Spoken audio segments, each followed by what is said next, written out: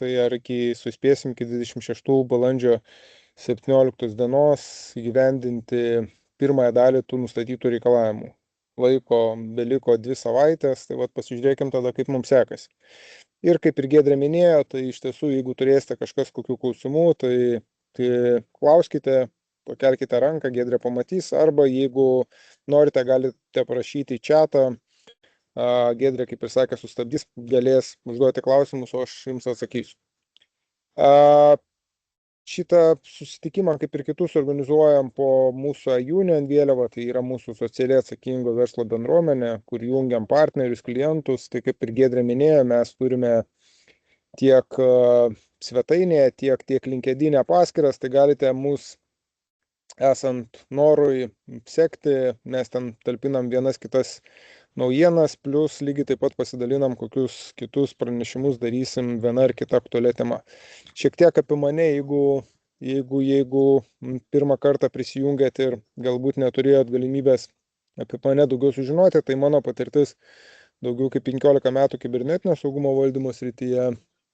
Būtent advisory šiemet ir sukako 15 metų, kai buvo įsteigta ir kaip aš jai vadovauju, daugiau kaip 10 metų rizikos veiklos tęstinumo valdymo srityje, virš 15 metų projekto valdymo srityje, esu ISAKOS narys, Lietuvos standartizacijos departamento techniko komitetos pirmininkas ir narys. Ir čia mano šiek tiek specializacijos arba sritis, kuriuose aš domiuosi ir kur turiu vieną ar kitą sertifikaciją.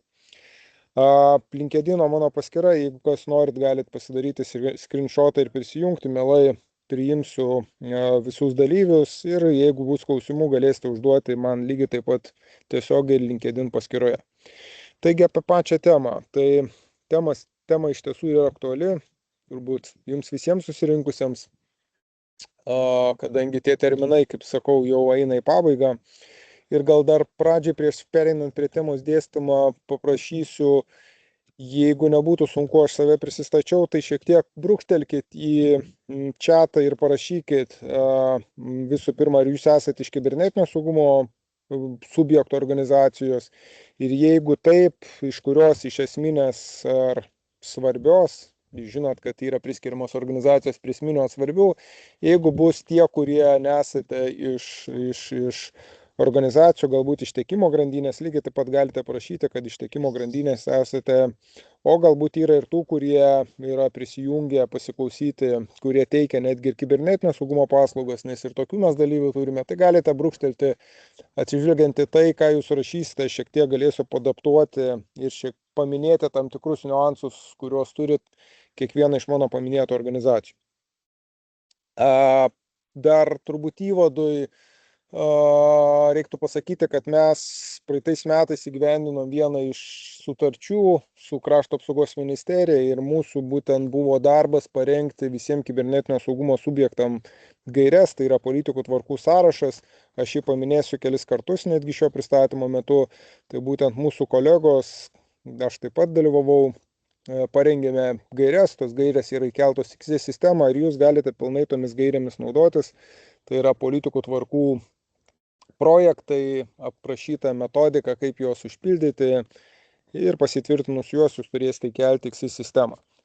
Taigi kibernetinio saugumo reikalavimai, turbūt pradėsiu ne nuo teisės aktų reikalavimų, manau, kad čia didžioji dauguma yra jau susipažinę. Aš tiesiog priminsiu, kad praeitais metais kiekvienas iš jūsų balandžio mėnesį, kiti truputį vėliau gavote tokį raštą iš Nacionalinio kibernetinio saugumo centro, kaip aš sakau, sveikinimas apie tai, kad jūs prisijungėt prie bendruomenės, tai yra prie kibernetinio saugumo subjektų, papuolėte sąrašą ir su tais sveikinimais atsiranda tam tikros pareigos, tai yra tai, ką jūs privalote padaryti. Ir turbūt nuo to viskas ir prasidėjo tas 12 mėnesių periodas, kai organizacijos gavusios būtent raštą apie tai, kad yra įtrauktos į kibernetinio saugumo subjektų sąrašą, per 12 mėnesių būtent turėjo įgyvendinti organizacinius reikalavimus, kibernetinio saugumo reikalavimus. Tai būtent ką mes dabar turime, balandžio 17 dieną būtent ir baigsis tas terminas. Tai tokie esminiai dalykai nuo pat pradžių, kas buvo parašyta. Tai visų pirma, rašte buvo parašyta, kad per 12 mėnesių nuo įtraukimo į sąrašą dienos turite įgyvendinti reikalavimus keliamus organizaciniams kibernetinio saugumo reikalavimus arba organizacinėms priemonėms arba vadinamus. Tai mes šiek tiek apie tai pasikalbėsime. Dabar antras reikalavimas tai buvo paskirti kibernetinio saugumo vadovo ir saugos įgaliotinį. Jiems yra keliami reikalavimai kibernetinio saugumo įstatymo 15 straipsnėje.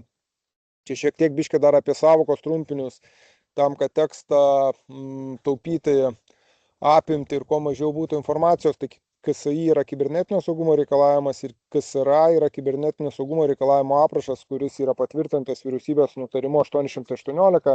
Tai čia ir matysime tos sutrumpinimus ir NKS, turbūt žinot, Nacionalinis kibernetinio saugumo centras. Tai kas liečia kibernetinio saugumo vadovą, turbūt čia patirtis yra tai, kad labai įdomiai ir įvairiai organizacijos traktavo šitą reikalavimą ir mes turėjome skirtingos nuomonės arba skirtingo to reikalavimo įgyvendinimo. Ir turbūt ne kiekvienas to reikalavimo įgyvendinimas buvo teisingas, pasakysiu tai. Pats teisingiausias to reikalavimo įgyvendinimas buvo, kai yra skiriamas darbuotojas arba pasirenkamas išorės paslaugų tiekėjas, kuris pilnai tenkina 15 straipsnį numatytus reikalavimus. Ir visų pirma, jis turi būti nepriklausomas nuo kitų procesų, tai yra neturi vykdyti su IT valdymo priežiūra susijusios paslaugos, tai yra neturi būti IT administratoriai arba taip pat ne iš įmonių, kurios teikia IT priežiūros paslaugos. Tai mes čia turime visą spektrą įvairiausių situacijų, kai vienu atveju turime darbuotojus, kurie yra tie patys arba TIS administratoriai arba susiję su priežiūros vidaus institucijai, yra skiriami kibernetinio saugumo vadovais dėl to, kad sako, kad neturi žmonių. Kita vertus turim situaciją, kai yra paskirti netgi iš ūkio dalies atstovai, kurie net neturi patirties ir kompetencijos, tiesiog jiems, kaip jie sako, buvo primesta atitinkama pareiga. Ir turime net ir kitų situacijų, kur turbūt galbūt ir NKS pasisakys, kai paslaugų tiekėjai, net ir didėjai paslaugų tiekėjai, telekomunikacijos kompanijos taip pat teikia kibernetinio saugumo vadovo paslaugos, nors betarpiškai yra susijusios, surištos su teikiamomis paslaugomis. Tai čia turbūt pagrindinė taisyklė, kad tai neturėtų būti asmuo, kuris įgyvendina atitinkamas funkcijas, nes kibernetinio saugumo vadovas būtent ir yra tas asmuo, kuris kelia reikalavimus tiek vidiniams darbuotojams, tiek paslaugų teikėjams ir užtikrina jų įgyvendinimo kontrolę. Tai kaip ten sako, labai sudėtinga užtikrinti kontrolę, jeigu tai yra tas pats paslaugų teikėjas arba netgi tas pats darbuotojas, kuris užtikrina sistemų priežiūrą ir tuo pačiu turi kelti savo atitinkamus reikalavimus. Dar antras dalykas, buvo nemažai diskusijų dėl kibernetinio saugumo vadovo ir saugos įgaliotinio. Kaip matot, net ir rašte ir įstatyme buvo numatyta, kad tai turi būti patvirtintas tiek kibernetinio saugumo, tiek saugos įgaliotinis, bet jau diskutuojant su Krašto apsaugos ministerijos, mes matėme, kad vis dėlto tas reikalavimas gimė turėti du asmenis, todėl, kad kai kurios organizacijos, tai yra tie 400 subjektų, kurie jau gyveno pagal TIS 1 direktyvą, jau turėjo pasiskyrę saugos įgaliotinius, nes buvo privalu pagal 716 nutarimą, jeigu žinote, toks buvo teisės aktai. Ir ten buvo pareigybė saugos įgaliotinius, kuris privalėjo būti paskirtas, jeigu yra administruojamas valstybės informacinės sistemas. Tai atsižvelgiant į tai, Krašto apsaugos ministerija priėmė tą sprendimą, kad vis dėlto įrašė įstatymę, kad turi būti paskirtas kibernetinio saugumo vadovas ir saugos įgaliotinis, bet bendra nuomonė yra ta, kad tas pats asmuo gali gyvendinti vienas ir kitas pareigas ir jeigu net ir tvarkos, kurias matėte, yra parengtos mūsų, jos ir yra sukonstruotos taip, kad yra prašytos funkcijos atsakomybės kibernetinio saugumo vadovo ir atskirai saugos įgaliotinio ir parašyta, jeigu organizacija neturi saugos įgaliotinio, jo funkcijas įgyvendina kibernetinio saugumo vadovas. Tai pagrindinis turbūt momentas yra tai, kad turėtų būti patvirtintais įsakymu. Netgi mes įsakymo projektą esam susiderinę su Nacionalinio kibernetinio saugumo centru. Jo turinys paprastas, kad toks ir toks darbuotojas arba tokio paslaugų teikėjo darbuotojas yra skiriamas kibernetinio saugumo vadovas, kuris įgyvendins įstatymo numatytas kibernetinio saugumo vadovo ir saugos įgaliotinio funkcijas. Tai čia tokie pagrindiniai aspektai. Dabar trečias punktas, ką mes matom, tai jau prieš metus išsiųstame rašte buvo nurodyta Nacionalinio kibernetinio saugumo centro, kad turi būti paskirtas už incidentų valdymą atsakingas darbuotojas arba darbuotojai.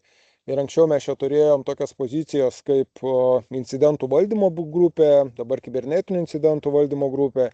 Bet jeigu mes pasižiūrėsime į nacionalinio kibernetinių incidentų valdymo plano, kuris yra patvirtintas su tą pačią 818 nutarimu, ten jau matysime, kad ta savoka yra išplėsta. Ir jeigu yra parašyta, kad turi būti paskirtas už kibernetinių incidentų valdymą atsakingas darbuotojas, tai jau skliausteliuose yra parašyta, kad tai turi būti saugumo operacijų centras. Pasikartosiu, turbūt esu sakęs, kad NKSC būtent laikosi tos nuostatos, kad jie sako, nori, kad visos organizacijos turėtų saugumo operacijų centrus, kaip sako, jie turėtų būti įsokintos ir čia turime galimybę pasinaudoti NKSC suteiktom priemonėm, kur yra AXI sistemoje sudėti visas sąrašas galimų naudotis programinės įrangos.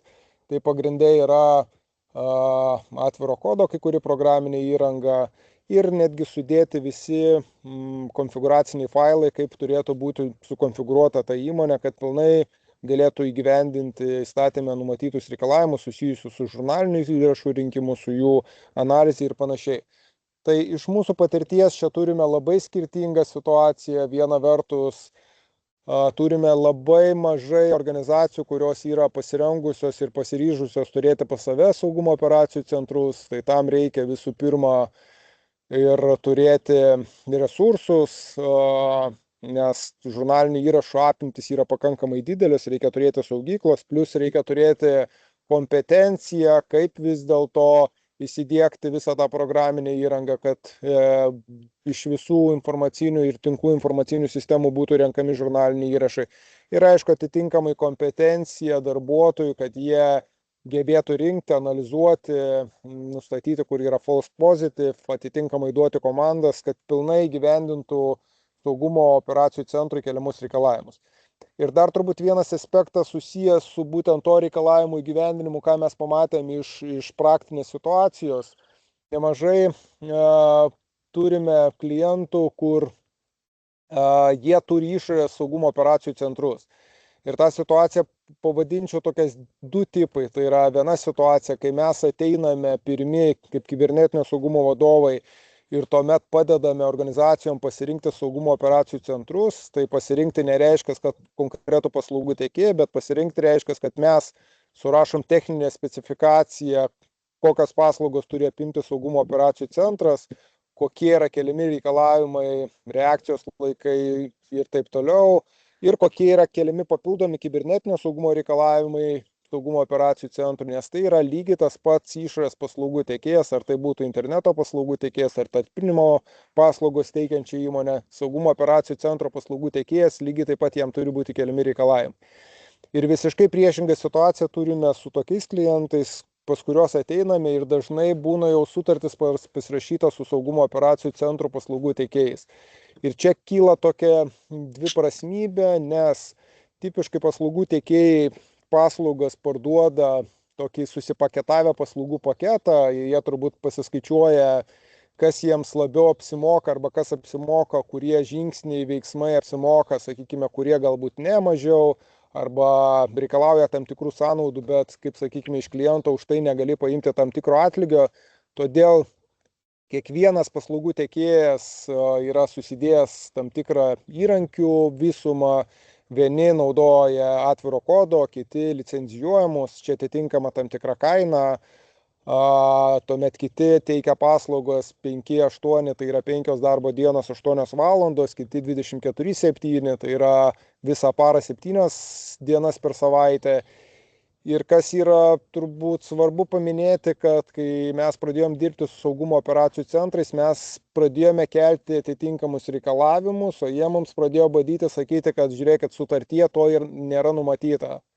Visų pirma, reikia atkreipti dėmesį, kad saugumo operacijų centram visos funkcijos ir atsakomybės yra matytos būtent 818 nutarime patvirtintam nacionaliniam kibernetinio incidentų plane ir ten detaliai aprašyta, ką turi daryti saugumo operacijų centras. Tai saugumo operacijų centras, be to, kad jie renka žurnalinius įrašus, analizuoja, lygiai taip pat turi reaguoti incidentus, ir jie būtent yra tie, kurie turėtų pranešti Nacionalinio kibernetinio saugumo centrui apie įvykusius didelius ar nedidelius incidentus.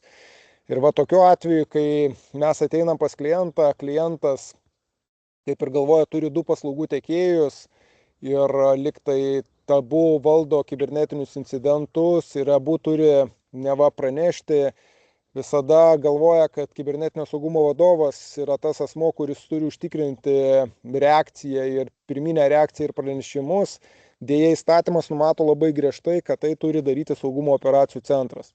Tai kas turbūt yra susipažinę su 3 gynybos linijom, tai ta savoka kalba apie tai, kad pirma gynybos linija yra saugumo operacijų centras, o paskui tik tai jau, sakykime, yra kibernetinio saugumo vadovas. Kitais žodžiais tariant, nes saugumo operacijų centras yra tas, kuris turi reaguoti incidentus, turi šalinti incidentus, turi pranešti NKS apie įvykusius incidentus, netgi pateikti per mėnesį ataskaitą, o kibernetinio saugumo vadovo funkcija šiuo atveju yra analizuoti incidentų valdymo, reagavimo visus veiksmus, pažiūrėti, įvertinti, kodėl tas incidentas įvyko ir imtis tam tikrų organizacinių techninių priemonių, kad viena vertus incidentai nepasikartotų. Pavyzdžiui, jeigu buvo nutekinti duomenys ar buvo perimti slaptažodžiai, tai stiprinti slaptažodžių politiką, užtikrinti prieigų valdymo nuotolinių ir taip toliau, tam, kad tas vektorius, per kurį buvo, sakykime, galbūt pasiekta tam tikra tinklų informacinė sistema, kad būtų užkirstas kelias ir ateityje to nepasikartotų. Tai būtent kibernetinio saugumo vadovas yra už tai atsakingas. Bet kaip sakau, įstatymė yra labai griežtai numatyta, ką turi atlikinėti saugumo operacijų centras. Ir mes matysim iš antro rašto, paskui kurį pristatysiu Nacionalinio kibernetinio saugumo centro, būtent eina kalba apie automatizuotos informacijos pateikimą į KSI sistemą, būtent už tą automatizuotos informacijos pateikimą ir yra atsakingas saugumo operacijų centras. Tai antruoju atveju būtent dažnai būna netgi ir tam tikros, sakyčiau, galbūt konfliktinės arba tam tikros situacijos, kai mes atėję kaip kibernetinio saugumo vadovai sakom, kad paslaugų tiekėjas privalo įgyvendinti teisės aktų reikalavimus nepriklausomai nuo to, kas yra numatyta sutartyje sudarytojo su paslaugų teikimo tiekėju. Kitais žodžiais tariant, netgi rengiant techninę specifikaciją, jeigu mes ir detaliai aprašom, turbūt dar pagrindę įkeliam reikalavimą, kad saugumo operacijų centro paslaugų tiekėjas turi pilnai įgyvendinti reikalavimus keliamus saugumo operacijų centro funkcijas įgyvendinančiai įmoniai, kurie yra numatyti būtent 818 nutarime ir tam pačiam kibernetinio saugumo įstatyme. Ir galiausiai ketvirtas, kas buvo parašyta dar prieš metus, kad apie įvykusius incidentus turi kibernetinio saugumo subjektas informuoti Nacionalinį kibernetinio saugumo centrą ir ten buvo numatyta per KSI sistemą, yra sukurta tam tikra KSI sistemoje platforma arba posistemė, pavadinkime taip, per kurią galima kelti informaciją apie didelius kibernetinius incidentus. Ir vėl čia turbūt grįšiu į tai, kad kai gavo visi raštus, visi pradėjo analizuoti per kelis tam tikrus vertinimus, tai vis dėlto kas yra organizacinės priemonės ir kas yra techninės priemonės. Taip, nes organizaciniam priemonėm mes turime 12 mėnesių, o techniniam priemonėm turim 24 mėnesius jų reikalavimam įgyvendinti. Ir visada kilo klausimas, tai vis dėlto kas yra saugumo operacijų centras, ar tai yra techninė ar organizacinė priemonė ir tada jeigu vis dėlto saugumo operacijų centras yra daugiau techninė priemonė, tai kaip vis dėlto turėtų būti apie incidentų arba pranešimus apie incidentus. Tai aš laikausi tos nuomonės ir mes matysime netgi iš antro rašto, ką Nacionalinis kibernetinio saugumo centras sako, kad vis dėlto incidentų valdymas arba pranešimas apie incidentus atsiranda nuo to momento, kai jūs gavote raštą. Nes įstatymė yra parašyta, kad jūs privalote pranešti apie tuos incidentus.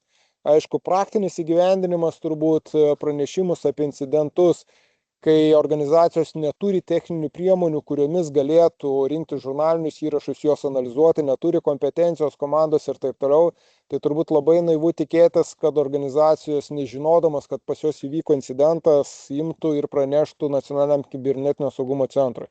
Tai greičiausiai iš to brandos vystymo lygio kai organizacijos jau turi priemonės, jau turi personalą, jau turi kompetenciją ir geba nustatyti, kad įvyko incidentas, tai tokiu atveju savarankiškai praneša Nacionaliniam kibernetinio saugumo centrui.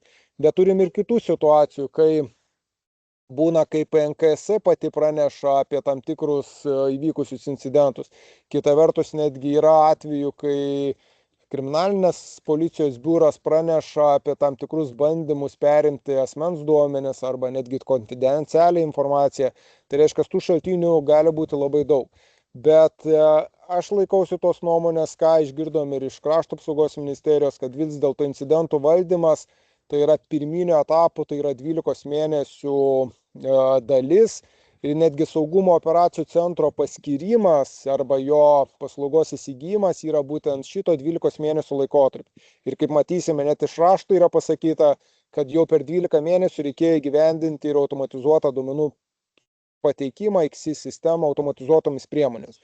Tai saugumo operacijų centras yra būtent tas žingsnis, kurį turėjo kiekviena organizacija pasidaryti per 12 mėnesių nuo rašto gavimo dienos. Praktinė situacija truputį yra kita iš mūsų prižiūrimų arba, taip sakykime, paslaugas teikiamų klientų.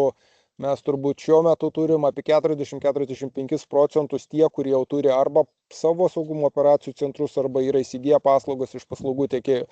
Todėl netgi ir juos mes įtikinam ir vedam prie to, kad kuo greičiau atsirastų saugumo operacijų centras, nes kaip visada sako pavyzdį, kad kibernetinio saugumo vadovas be saugumo operacijų centro tai yra, sąlyginai kurčias ir aklas žmogus, kuris orientuojasi eidamas visai galbūt kitomis priemonėmis, bet labai sudėtinga analizuoti esamą situaciją, kai tu iš tiesų nematai, kas dedasi vidiniam, išoriniam tinkle ir panašiai. Vien skanavimais, kitomis priemonėmis galima pasimatuoti, bet kaip aš vadinu, tai yra tam tikras snapshotas, tai yra to momentinė nuotrauka, kur tu iš tiesų matai, ar yra tam tikros saugumo spragos ar ne. Ir labai didžiulis skirtumas yra tarp mūsų klientų, kurie turi saugumo operacijų centrus ir kurie neturi. Tie, kurie turi saugumo operacijų centrus, mes kaip kibernetinio saugumo vadovai esame laikas nuo laiko kartais savaitę įtraukiami dėl vieno ar kito incidento, bandymo įsilaužti, perimti informaciją ir taip toliau. Ir teikiam tam tikras rekomendacijas, kaip aš sakiau, tam, kad efektyvinti procesus. Diskutuojam su saugumo operacijų centru, ką galėtume padaryti netgi daugiau tam, kad iš tiesų apsaugoti visą infrastruktūrą. Ir dabar mes jau turime antrąjį raštą, kurį kibernetinio saugumo subjektai gavo vasario mėnesį. Ir čia turbūt aš atkreipsiu keletą dalykų, kas yra parašyta rašte ir ką jūs turėtumėte irgi atkreipti. Tai visų pirma yra nurodyta, matote čia apatinėje dalyje, kad vadovaujantis kibernetinio saugumo reikalavimo aprašo tam tikrais punktais, kibernetinio saugumo subjektai privalo pateikti duomenis apie patvirtintus kibernetinio saugumo politikos dokumentus, įgyvendinimo dokumentus ir kasmetinę atitikties vertinimą XI sistemą. Ir turbūt pagrindinis dar akcentas yra tai, kad atkreipė NKS dėmesį tai, kad subjektų neužsiregistravus ar aukščiau nurodytų duomenų nepateikus XI sistemai iki balandžio 17 dienos bus vertinama kaip įstatymė numatytų prievolių nevykdymą ir tuo atveju NKS turi teisę atlikti neplaninių subjektų patikrinimą. Iš pačio įstatymo nuostatos mes turime kaip ir pareigą ir galbūt netgi teisę iš NKS dviejų skirtingų subjektų atžvilgių, tai yra esminiai ir svarbus subjektai. Ir jeigu mes matome iš įstatymo reikalavimų, yra numatyta, kad esminius subjektus NKS ir jie ir netgi ir laikosi tos nuostatos, kad esminius subjektus NKS galės tikrinti bet kada pagal planinius, neplaninius patikrinimus. Ir aišku, tuo atveju, jeigu vyksta lygiai taip pat kibernetiniai incidentai. Svarbių subjektų atžvilgių, kamas laikosi nuostatos arba NKS, sakykime, laikosi nuostatos, kad jų atžvilgių patikrinimai turėtų būti atliekami, kai vyksta tam tikras kibernetinis incidentas, tikslu įsitikinti, ar yra atitinkamos organizacinės priemonės, ar kibernetinis incidentas buvo tinkamai suvaldytas, atlikti tam tikri veiksmai ir taip toliau. Tai ką mes matom iš šito rašto? Iš šito rašto mes matome labai aiškiai žinutę NKS, kad nepriklausomai ar jūs būsite esminis ar svarbus subjektas, jeigu jūs neįgyvendysite tos prievolės iki balandžio 17 dienos, jie galės atlikti ir planuoja atlikti neplaninius patikrinimus. Aišku, turbūt didžiausias fokusas bus į esminius subjektus, bet lygiai taip pat turbūt bus liečiami ir svarbus subjektai. Ir gal Giedrė, aš paklausiu šiek tiek biški sustodamas, tie, kas sureagavo ir pasirašė, ir yra iš esminių subjektų atstovų. Yra. 9 dalyviai webinaro pasisakė, kad yra kibernetinio saugumo subjekto, kuris yra esminis atstovai. 16 pasisakė, kad yra svarbus. Taip pat yra tiekimo grandinės dalyvių bei dar kita. Ir Julius patikina, kad yra esminių. Jo, tai vat būtent turbūt, logiškai tai bus tai, kad NKSI pirmą žiūrės esminius subjektus, tai pasižiūrės, ar esminiai subjektai pilnai gyvendina reikalavimus, bet lygiai taip pat turbūt žiūrės ir svarbius subjektus. Ir mes toj prieisime, tai kaip vis dėlto NKSI bandys žiūrėti ir vertinti visus ir pabandysime NKSI akimis pasižiūrėti į kiekvieno subjekto reikalavimus ir į kiekvieno subjekto įgyvendinimo reikalavimų. Ir dar turbūt antrą to rašto dėmesį atkreipsiu, aš jau tą užsiminiau ir čia matote antroje dalyje yra, kad atkreipiame dėmesį, kad vadovaujantis nutarimo 3 punktų subjektai per 12 mėnesių nuo įregistravimo momento tinklų turėjo pritaikyti kibernetinio saugumo įvykių kibernetinių incidentų valdymo tinklų informacinės sistemas taip, kad incidentai veikiančioje nacionalinė kibernetinių incidentų valdymo platformoje būtų registruojami automatiniu būdu. Tai būtent čia ir aš grįžtu prie tos nuostatos, kad pranešimus apie kibernetinius incidentus jūs privalėjote jau pateikinėti nuo įtraukimo jūs į kibernetinių subjektų sąrašą, o per 12 mėnesių nuo įtraukimo jūs turėjote susikonfigūruoti taip informacinės sistemas, tinklų informacinės sistemas, kad juos automatizuotų būdu per tam tikrą IP turbūt, kur yra irgi pateiktas aprašymas jo XI sistemoje, būtų duomenys pateikiami į nacionalinio kibernetinio saugumo centro XI sistemą. Ir dabar turbūt turime vėl 2 kategorijos klientų. Tai sunkiau seksis tiem klientam, kurie neturi saugumo operacijų centrų. Kodėl? Todėl, kad neva įstatymas numato, kad tada jie turi sukonfigūruoti jų tinklų informacinės sistemos, kad juos automatizuotai perduotų į tą platformą, XI sistemos platformą. Ir turbūt turim visai kitą situaciją, kuri turi saugumo operacijų centrus ar vietinius ar paslaugų teikėjus ir jie jau renka žurnalinius įrašus. Tai dabar jie analizuoja techninės galimybės, kaip paduoti iš savo talpyklų būtent informaciją apie įvykusius tam tikrus incidentus automatizuotų būdų į XI sistemą. Ir matome rašte, kad yra dar numatyta, kad yra galimybė dar prasitęsti tą terminą 12 mėnesių, bet tam turbūt turėsite pateikti svarius argumentus, kodėl per tą 12 mėnesių jūs negebėjote įgyvendinti to reikalavimo įgyvendinimo.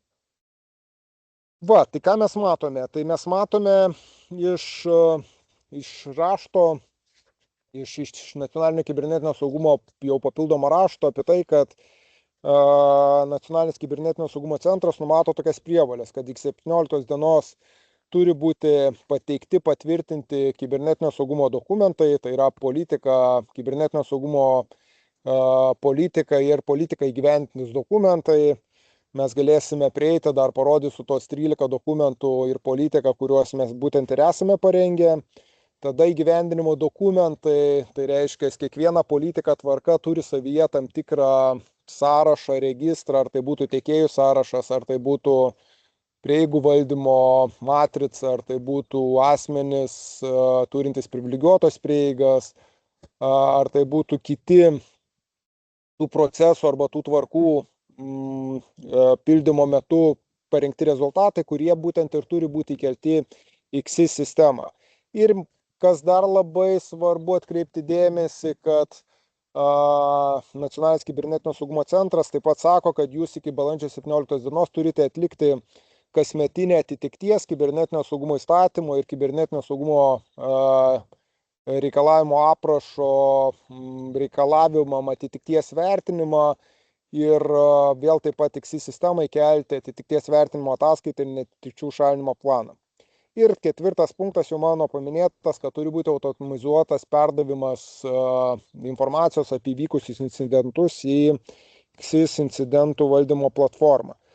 Taigi, ką pažymi turbūt ir NKS ir koks pokytis yra, kad IKSI sistemai yra įkelti būtent tie mano nurodyti politikos ir tvarkų šablonai.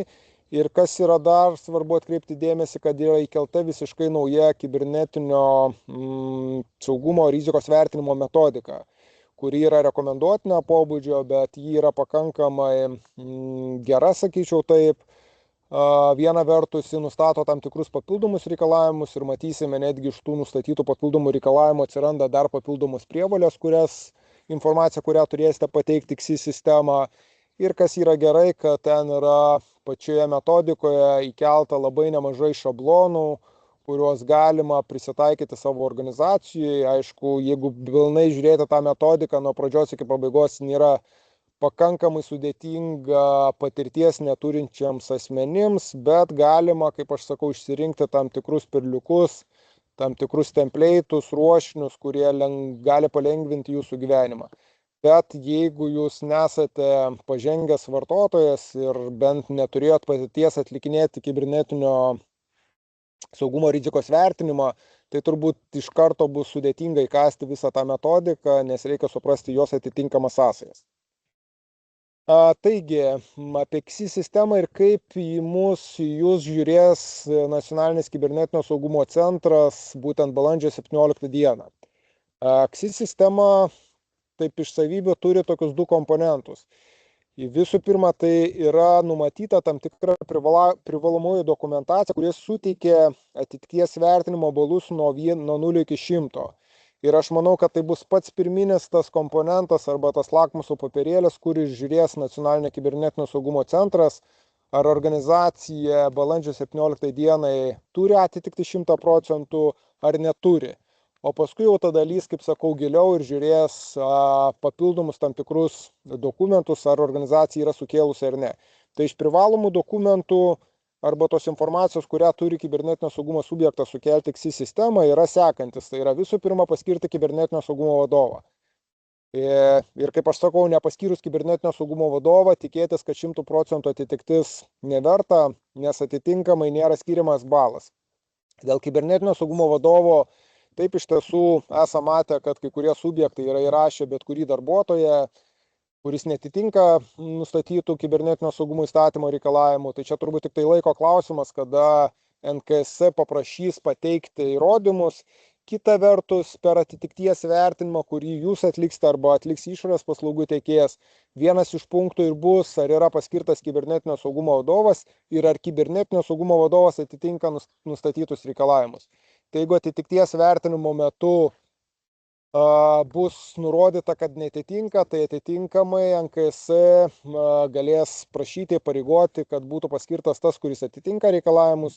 Kaip aš sakau, jeigu ir kažkas pabandys pačytinti, galbūt paskirti žmogų, galbūt ir atlikti atitikties vertinimą, tai nepamirškim, kad po 3 metų ateina, jau po 2 metų ateina nepriklausomas kibernetinio saugumo auditas ir nepriklausomo kibernetinio saugumo auditoriai jau turės įsitikinti, pareikalauti įrodymus, pridėti įrodymus apie tai, kad yra paskirtas kibernetinio saugumo vadovas, kuris atitinka nustatytus reikalavimus.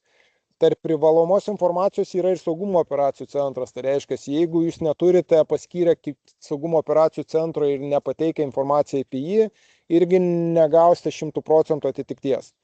Dabar patvirtinta kibernetinio saugumo politika ir ją gyvendinančios tvarkos, tai mano jau paminėta politika ir 13 tvarkų, tai tipiškai yra sukeliamas įsakymas apie tai, kad yra patvirtinta politika ir visos tvarkos, ir jeigu politikos ir tvarkos yra tvirtinamos skirtingais įsakymais, tai yra sukeliama informacija būtent apie tos skirtingus įsakymus. Taip pat tarp privalomų dokumentų yra ir rizikos vertinimas, kurio pasiekoje turi atsirasti rizikos vertinimo ataskaita ir rizikos valdymo planas. Vėl IKSI sistemai keliama tik tai informacija, ataskaitą planą jūs turite turėti ir pareikalaujant NKS turite pateikti.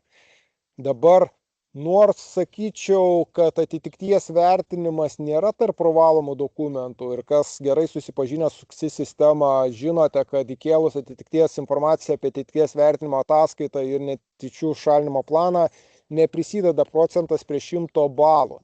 Tačiau kodėl aš įtraukiu jį į privalomus, kaip matėme iš nacionalinio kibernetinio saugumo rašto, kad yra nurodyta, kad turi būti atliekamas kasmetinis atitikties vertinimas, tai aš jį leidau savo traukti tarp privalomų dokumentų, tačiau jis yra tam kitame modulyje, tai yra tarptų dokumentų, kurie turi būti įkelti, prie jų nėra ženklelis, kad jie yra privalomi ir nesuteikia balo, kai tu įkeli atitikties vertinimo ataskaitą arba informaciją apie ją. Ir Trumpai, paskui... Ernestai, jeigu galiu, tai turim klausimą, ar atitikties vertinimą gali, tiksliau privalo atlikti tik sertifikuoti atlikėjai. Tai turbūt, jeigu klausėte, nebūtinai, ar ne? Jo, tai atitikties vertinimai tipiškai yra išoriniai ir vidiniai. Tai gali atlikti ir jūsų, bet kuris, sakyčiau taip, darbuotojas turintis tą patirtį, bet turbūt būtų blogai, jeigu atitikties vertinimą darytų tie patys IT administratoriai. Tai čia būtų, kai patys tikrina patys save. Geriausiai tai būtų rizikos vadovai, gali būti tas pats kibernetinio saugumo vadovas, jeigu jį turite vidinį, gali būti vidaus auditoriai netgi, jeigu yra apmokyti ir tiksliai susipažina atitikties pareigūnai ir taip toliau ir taip toliau. Tai nesertifikuoti gali būti ir tipiškai net ir turbūt atitikties vertinimui nėra keliami reikalavimai, kad juos atlikinėtų auditoriai, kurie turi atitinkamą sertifikaciją. Tai atsakiau. Ir dabar einant prie pratybų, tai mes matom, kad yra įdomu, kaip sakau, iš veiklos tęstinumo yra reikalaujama įkelti informaciją tik apie jau galutinį rezultatą. Tai yra apie veiklos tęstinumo valdymo plano išbandymo arba testavimo pratybų ataskaitą, kad ji yra patvirtinta, bet iki tol nueiti yra pakankamai ilgas kelias. Ir keista man, pavyzdžiui, kodėl nereikalauja, kad būtų įkeliama informacija apie veiklos tęstinumo ir veiklos atkūrimo grupės sudėtis, nes tai irgi atsakingi asmenys. Aš tikrai būčiau padaręs modulyje, kad nesukėlus tas grupės nebūtų galima tikėti 100% atitikties. Bet turbūt apie tos žingsnius aš turiu užsiminti, kad visų pirma, jūs turite paskirti veiklos tęstinumo ir veiklos atkūrimo grupės ir jų sudėtis. Mes daug diskutavom su Nacionaliniu kibernetinio saugumo centru, ar tai galėtų būti viena grupė ar dvi, kadangi įstatymė yra numatyta, kad turi būti numatytos funkcijos veiklos tęstinumui ir atskirai veiklos atkūrimo grupės. Tai jie laikosi griežtos nuomonės, kad turi būti dvi savarankiškos grupės. Aišku, mažosiose įmonėse, organizacijose tai yra labai sunku įgyvendinti ir tipiškai net ir su vidutinio dydžio organizacijom kartais turim, kad veiklos atkūrimo grupė yra vienas IT administratorius, kuris eina laikinai ten IT skyriaus vadovo pareigas ir jis vienintelis yra tos veiklos atkūrimo grupės narys. Bet taip yra numatyta įstatymu. Antras žingsnis tai yra atlikti poveikio veiklai vertinimą, kas skaitė mūsų parengtą veiklos tęstinumo valdymo tvarką, tarp kitko daug ginčiojomės su NKS pavadinti planą ar tvarką, jie sakė, turi būti planas, mes griežtai sakėm, kad tvarka. Dabar liko tik vienas incidentų valdymo planas, kadangi turime nacionalinį kibernetinių incidentų valdymo planą. Tai mūsų parengtoje tvarkoje antras žingsnis yra, kuris yra reikalaujamas, tai yra poveikio veiklai vertinimas. Jo tikslas yra nustatyti kritiškus procesus, jų atkūrimo tikslus, taip pat jų metu naudojamas tinklų informacinės sistemas ir kaip įstatymas numato pasirengti tų tinklų informacinių sistemų sąrašą ir nustatyti jų reakcijos laikus į RT laiką, tada atkūrimo laiką RTO ir atsarginių kopijų darimo laikus RPO laikus. Tai viskas tas yra daugiau iš poveikio veiklai vertinimo ir atitinkamai pasirengti veiklos tęstinumo planus. Tai tie turbūt veiklos tęstinumo planai seni, kurie buvo, kad į vieną eilutę surašyti scenarijai sutrikimo ir ten čiut ne po 1-2 veiksmus, kaip reaguoti ir ką atlikti, jie greičiausiai nebegalios, nes toj pačioj veiklos tęstinumo valdymo tvarkoje priedai yra numatyta tam tikra struktūra ir įstatymas reikalauja, kad turi būti aktyvavimo kriterijai. Mes laikomės nuostatos, kad turi būti skirtingi sutrikimo scenarijai. Imkim tą patį duomenų bazės sutrikimas gali būti dėl klaidos aparatinės programinės įrangos, gali būti dėl kritinės atakos, dėl kibernetinės incidento arba atakos. ransomware turim tam tikras atakas ir netgi tie du scenarijai tarpusavį visiškai skirsis veiksmų atlikimo eiliškumas, eiga ir netgi skirtingi veiksmų atlikimai ir netgi skirtingų asmenų įsitraukimai. Tai kaip matom, jau pagal vieną informacinę sistemą gali būti duomenų bazės sutrikimas dėl klaidos, dėl kibernetinės atakos, tada programinės įrangos sutrikimai, tada virtualizuotas ta pati aplinka, tada gali būti web aplikacijų sutrikimai dėl klaidos, dėl kibernetinės atakos, jau turim dodosinės atakas. Ir taip toliau, jau per vieną sistemą mes matom, kad su viena sistema gali būti minimum kokie 5-6 skirtingi scenarijai, o dar vidinis tinklas, dar išorinis tinklas, dar elektra ir taip toliau ir taip toliau. Tai matom, tų scenarijų gali būti daug ir pagal tą kiekvieną scenarijų reikia pasirengti būtent tuos detaliuosius planus. Tai grįžtant prie reikalavimų, matom, kad daugiau NKS nori, kad jūs įkeltumėt galutinį rezultatą, bet kad pasiekti tą galutinį rezultatą reikia dar nukeliauti pakankamai didelį veiklų žingsnių etapą.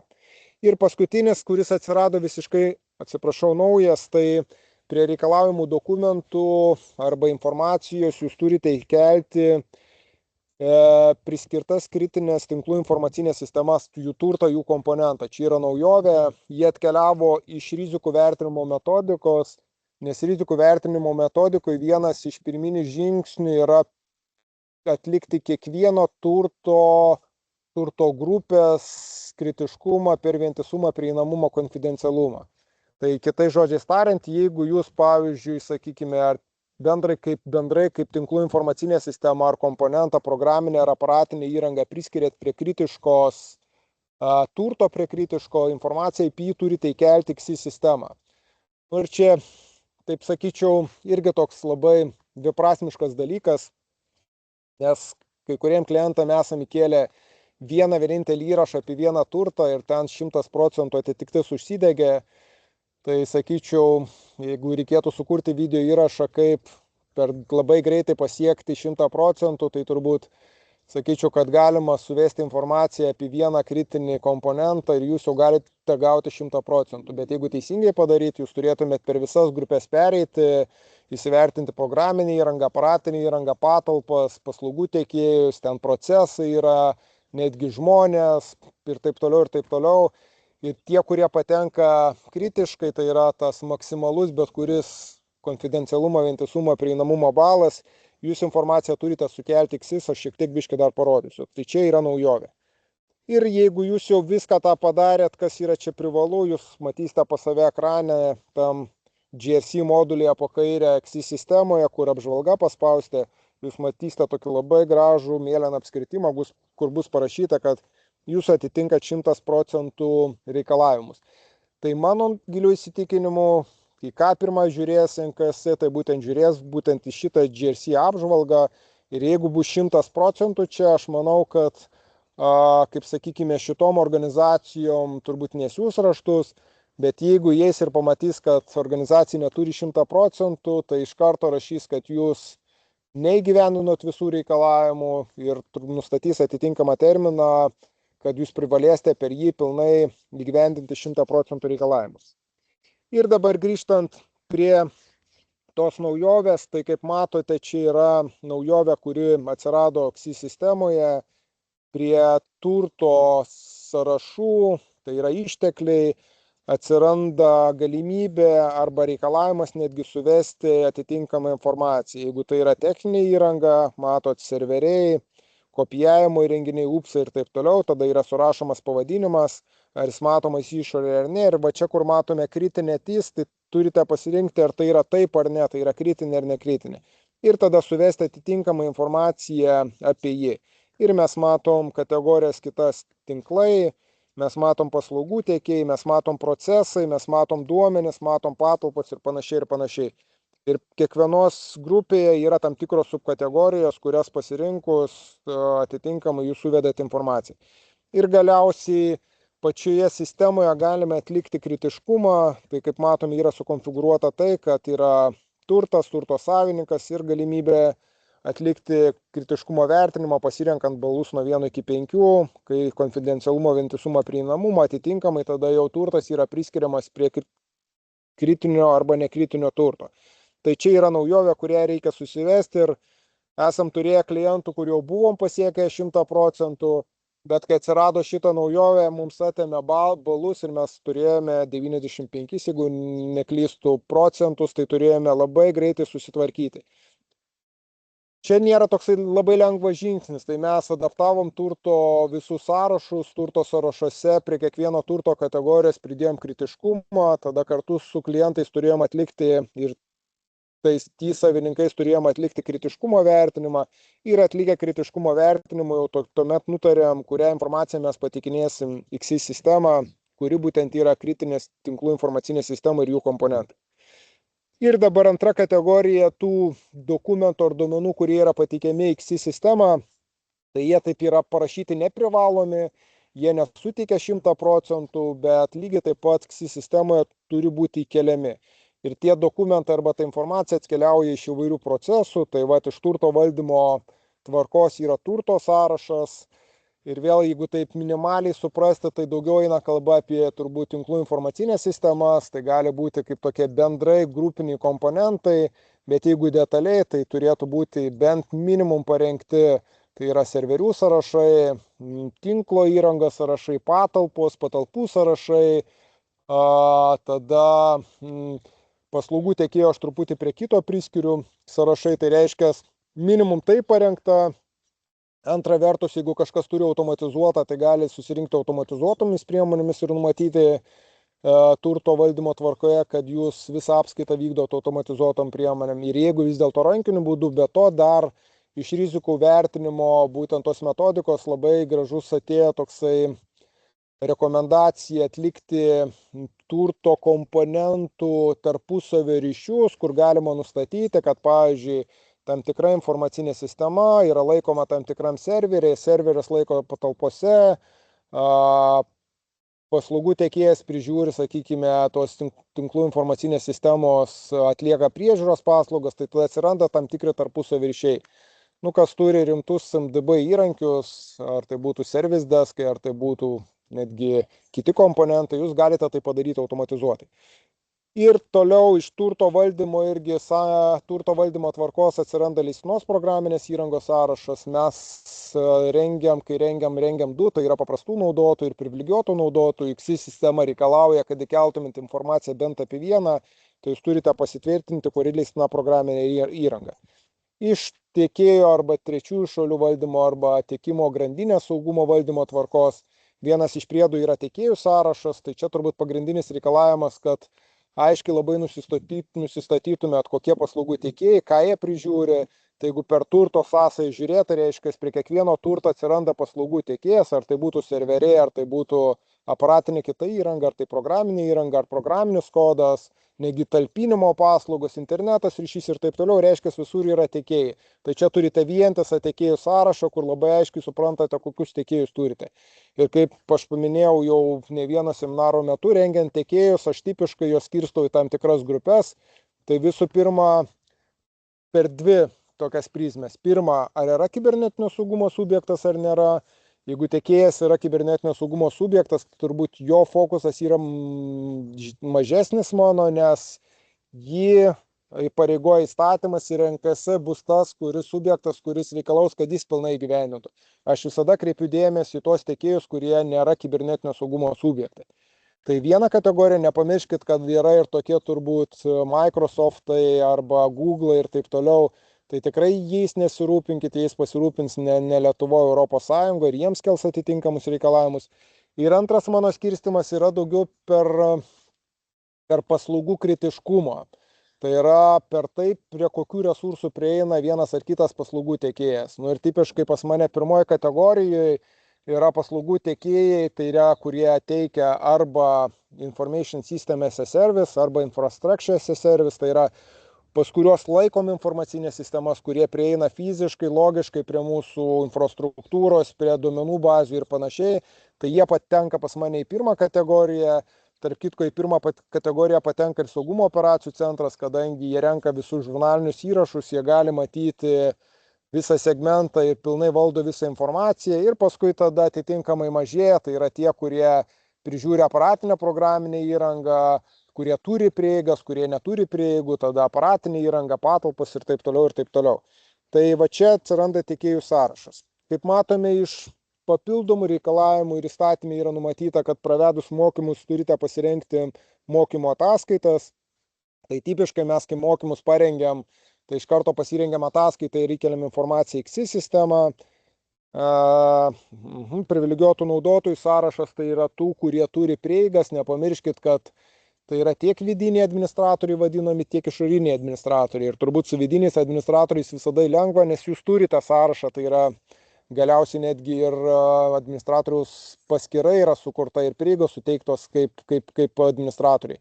Tačiau problema visada yra su tiekėjais ir turbūt norime išgyventi tą praktiką, kai yra pasirašoma sutartis su paslaugų tiekėju ir nėra identifikuojamas, kuris paslaugų tiekėjo darbuotojas turi prieigas prie mūsų sistemos. Taip, ir jeigu mes nenaudojam dviejų faktorių identifikavimo, greičiausiai mes ir nesusižinosim, kuris tas konkretus tiekėjas.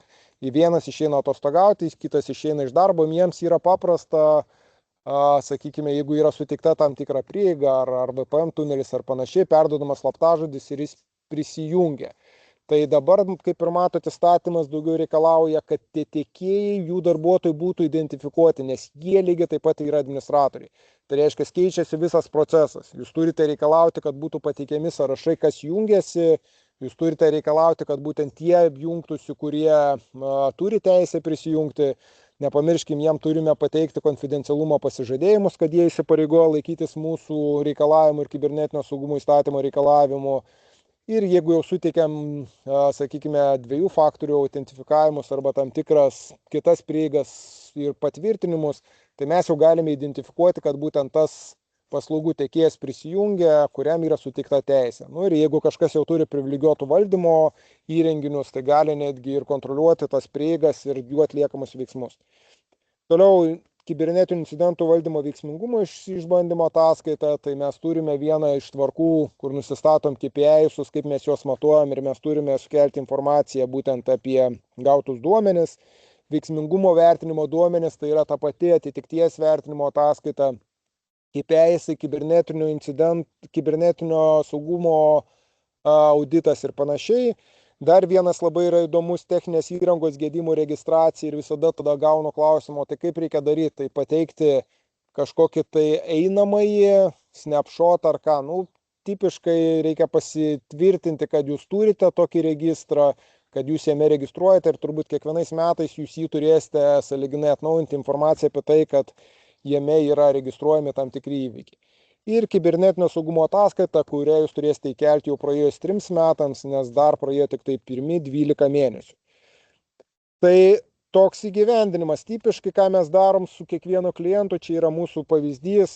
Mes pasirengiam tokį didžiulį Excelį, kur registruojam arba žymimės, kas yra atlikta, ką mes esam sukėlę į XI sistemą, ką ne. Ir mes matom, pavyzdžiui, kurie čia netgi gap analizę turėjo, kibernetinio saugumo reikalavimus, tai yra tvarkos pateiktos, tvarkos patvirtintos, įkeltos, yra registras tvarkų, rizikų vertinimo, lygiai taip pat iš kliento gavom informaciją, atlikom interviu, atlikom rizikų vertinimo, pateikėm ataskaitą, klientas pasitvirtino, mes sukėlėm XIS, tada veiklos tęstinumo valdymas, matot, nuo poveikio veiklai vertinimo, veiklos tęstinumo plano parengimo, grupių patvirtinimo, informacijos sukėlimo XIS, tada pratybų atlikimo ataskaitos sukėlimas ir tada atitikties vertinimas. Ir čia prieš paskutinis stulpelis matote yra, kur prie turto valdymo, tai yra tų kritinių sistemų arba informacija apie kritinės sistemas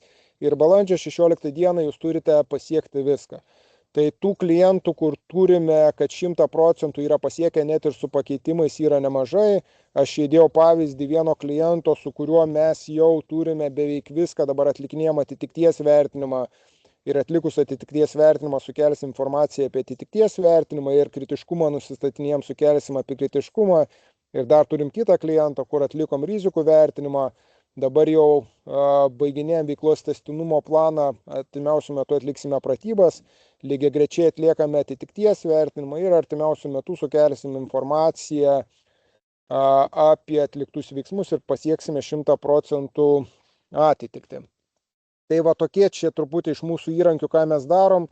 Ir aš dar turiu pasiruošęs slaides, bet aš galvoju, tas slaides mes galėsim pasidalinti. Čia yra jau mano tie paminėti žingsniai, ką jūs turite padaryti, kokios tvarkos turi būti patvirtintos, kokie reikalavimai, pagal kiekvieną procesą yra surašyta, ką jūs turite atlikti.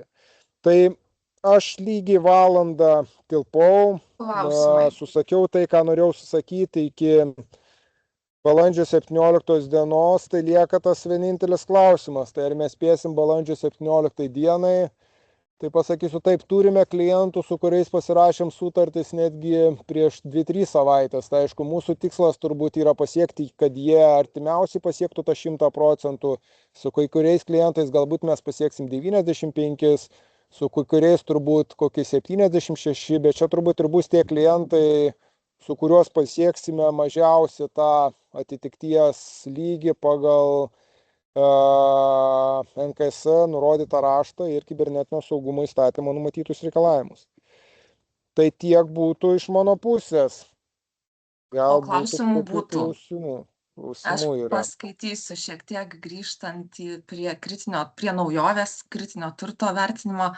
Tai Kornelijus klausia, ar kritinio turto vertinimą reikia atlikti KSI sistemoje. Jeigu teisingai su patikslinimu supratau, nes tu ten rodė jo, kad priskiriam nurodomas turtas ir balą reikia įvertinti. Tai KSI sistemų yra galimybė, bet tai nėra privalu. Jūs galite pas save pasidaryti vertinimą Excel'e ar kažkur kitur ir tada jau, kai jūs priskiriat prie kritinio turto, jūs tada įkeliate informaciją tik tai apie tą priskirtą kritinį turtą. Tada dar tikiuosi, Kornelijau, atsakėm, jeigu ką, patikslinkit. Ir taip pat Eglė klausė dėl kibernetinio saugumo ataskaitos. Kas tai yra? Minėjai, kad kas 3 metus reikės teikti, ar ne? Tai dabar turbūt anksti dar kalbėti, NKS tik tai patvirtino metodiką, kaip turės būti atliekamas kibernetinio saugumo auditas. Įstatymas numato, kad per 3 metus turi būti atliktas, turbūt tai neatsitiktinai, nes įstatymas dabar sudėlioja taip. Pirmi 12 mėnesių organizaciniai reikalavimai arba reikalavimai keliami organizaciniam priemonėm, 24 mėnesiai techniniam ir tada per tas 36 mėnesius jūs privalėsite atlikti kibernetinio saugumo auditą. Tai čia dar anksti kalbėti, aš manau, kad prie to galima bus vėliau sugrįžti. Ar dar būtų klausimų? Kol kas galvos, aš tik noriu irgi padėkoti Juliui už pasidžiaugimą mano kolegų darbu dėl sertifikavimosi pagal ISO 27001. Tai labai smagu, kad klientai džiaugiasi. Jo, ir tai yra, kaip sakau, 27001, tai yra tas pats, kaip aš sakau, religija. Tai KSI sistemoje yra įkelta tos religijos dalis, tai yra 14 tvarkų, o informacijos saugumo valdymo sistema pagal 271, tai yra pilnoji, ta, sakykime, religija, kur be tam tikrų minimalių reikalavimų, kurie yra numatyti kibernetinio saugumo įstatyme, yra 93 kontrolės priemonės ir kaip vadybos sistema turintis tam tikrus savikontrolės mechanizmus. Tai aš manau, tiem, kurie yra jau pažengę ir esate brandus arba turite tam tikrą kryptį, tai galėtų būti viena iš tų strateginių krypčių, į kur galėtumėt nueiti. Bet, kaip sakau, pradžiui bent balandžio 17 dienai susitvarkykime tos minimalius reikalavimus. Dar Jonas klausia, ar jūs teikiate SOC ir CISO paslaugas. Tai mes teikiame CISO paslaugas ir galbūt, Ernestai, gali pakomentuoti, kodėl nebūtų geriausia praktika, jeigu teiktume ir SOC paslaugas. Čia turbūt dar pasisakys NKS ir KVIRKAMas, nuo NKS pagrindė. Kaip aš sakiau, SOCas tai yra vienas iš paslaugų tiekėjų, kuriems mes turime kelti atitinkamus reikalavimus. Tai mes dirbame su skirtingais SOCais, su jais bendradarbiaujame, mes neturime kažkokios preferencijos, vieni dirba su open sourciniais, kiti su gamintojų produktais, bet mes laikomės tos nuostatus, kad mes jiem turime kelti reikalavimus ir jie yra vieni iš mūsų kontrolės objektų. Ir kartu vieni iš tų, kuriuos mes labai raginame klientams įsitaisyti pas savo organizaciją.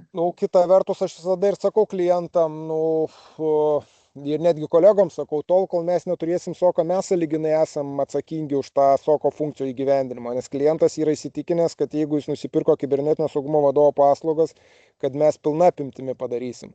Bet mes klientam iš karto įvardinam, kad taip, bet yra tam tikrų niuansų, nes įstatymas labai griežtai numato, aiškiai deklaruoja, kad SOCas turi įgyvendinti visas funkcijas. Tai sakau, mes tai sąlyginai dengiam, galime ten padėti įvesti informaciją į XI sistemą, bet tikrai mes netlikinėsim žurnalinių įrašų analizės, galbūt padėsim vertinimo metu, bet tik tai tiek.